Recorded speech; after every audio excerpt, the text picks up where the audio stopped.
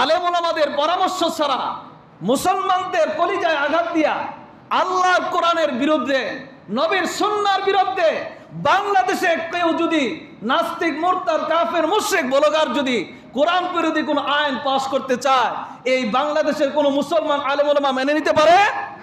এই আইন পাস করতে দিতে পারে? অবশ্যই পারে না। অতএব এখন নয়, কিয়ামত পর্যন্ত আল্লাহর কালেমাকে বুলন্দ করার জন্য ঈমানের পক্ষে আল্লাহর সৈনিকরা লড়ে যাবে। এটাই হলো মুসলমান এবং আল্লাহর সৈনিকদের পরিচয়, ঠিক কিনা বলেন?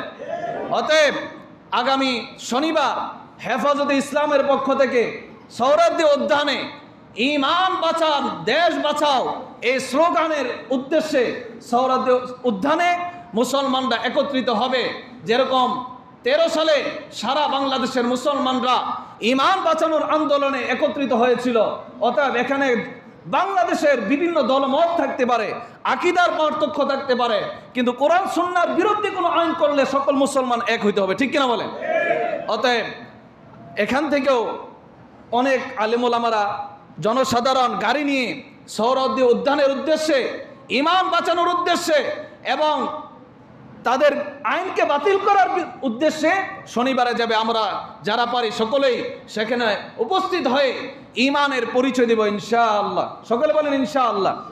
সম্মানিত হাজিরিন,